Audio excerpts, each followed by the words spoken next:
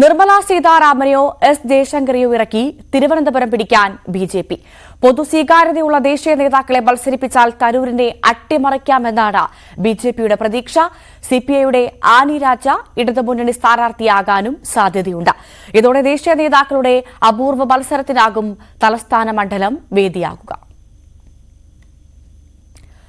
കഴിഞ്ഞ ലോക്സഭാ തെരഞ്ഞെടുപ്പ് വരെ കേരളത്തിൽ ബിജെപിക്ക് ഏറ്റവും പ്രതീക്ഷയുള്ള മണ്ഡലമായിരുന്നു തിരുവനന്തപുരം. ഒ രാജഗോപാലിലൂടെയും പിന്നീട് കുമ്മനം രാജശേഖരനിലൂടെയും തിരുവനന്തപുരം പിടിച്ചെടുക്കാമെന്ന് ബിജെപി ഒരുപാട് മോഹിച്ചു. പക്ഷേ ശശി തരൂർ എന്ന വൻമരത്തെ മറികടക്കാൻ അവർക്കുമായില്ല. തരൂർ മത്സരിച്ചാൽ ജയപ്രതീക്ഷ വേണ്ടെന്ന് ബിജെപിയുടെ സാധാരണ പ്രവർത്തകർ മുതൽ ഉന്നത നേതാക്കൾ വരെ ചിന്തിക്കുന്ന നിലയിലായി കാര്യങ്ങൾ. തിരുവനന്തപുരത്തുകാരുടെ മനസ്സിനെ സ്വാധീനിക്കാൻ അദ്ദേഹത്തിന് കഴിഞ്ഞിരിക്കുന്നു. അതുകൊണ്ടാണ് അദ്ദേഹം വീണ്ടും വീണ്ടും തിരുവനന്തപുരത്ത് ജയിക്കുന്നത്. ഇനി അടുത്ത കാലത്തൊന്നും വേറെ ആർക്കെങ്കിലും അവസരം ഉണ്ടാവോ എന്ന് ഞാൻ സംശയിക്കുകയാണ്. എന്നാൽ ബിജെപിയുടെ കേന്ദ്ര നേതൃത്വത്തിന്റെ ചിന്തകൾ വേറെ വഴിയിലാണ് എന്ന സൂചനകളാണ് പുറത്തുവരുന്നത്. നിരന്തരം തലസ്ഥാനത്തെത്തുന്ന രണ്ട് കേന്ദ്രമന്ത്രിമാരെ ചുറ്റിപ്പറ്റിയാണ് ചർച്ചകൾ. നിർമ്മല സീതാരാമനും എസ് ജയശങ്കറും. അടിക്കടി തലസ്ഥാനം സന്ദർശിക്കുന്ന കേന്ദ്രമന്ത്രിമാർ സർക്കാർ പരിപാടികൾക്ക് പുറമെ രാഷ്ട്രീയ പരിപാടികളിലും സജീവമാണ്.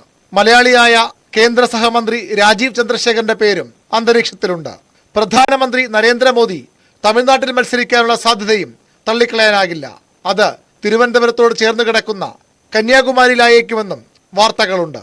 അങ്ങനെയെങ്കിൽ മോദി പ്രഭാവം തലസ്ഥാനത്തും ഗുണം ചെയ്യുമെന്ന് ബിജെപി സ്വപ്നം കാണുന്നു.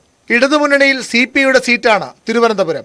2005 ഉപതെരഞ്ഞെടുപ്പിൽ വിജയിച്ച പന്ന്യൻ രവീന്ദ്രനാണ് ഇവിടെ അവസാനമായി ജയിച്ച ഇടതു സ്ഥാനാർത്ഥി. കഴിഞ്ഞ 2 തെരഞ്ഞെടുപ്പുകളിലും ബിജെപിക്ക് പിന്നിൽ 3ാം സ്ഥാനത്തായിരുന്നു തിരുവനന്തപുരം മണ്ഡലത്തിൽ ഇടതു സ്ഥാനാർത്ഥികൾ. ഇത്തവണ ആ നാണക്കേടിൽ നിന്നെങ്കിലും കരകയറാനാണ് സിപിഐയുടെ ശ്രമം. ദേശീയ എക്സിക്യൂട്ടീവ് അംഗം ആനി രാജയെ സ്ഥാനാർത്ഥിയാക്കാനാണ് നീക്കം. അതിലൂടെ ശക്തമായ മത്സരം കാഴ്ചവെക്കാനാകുമെന്നാണ് പാർട്ടിയുടെ പ്രതീക്ഷ. ന്യൂസ് 18 തിരുവനന്തപുരം.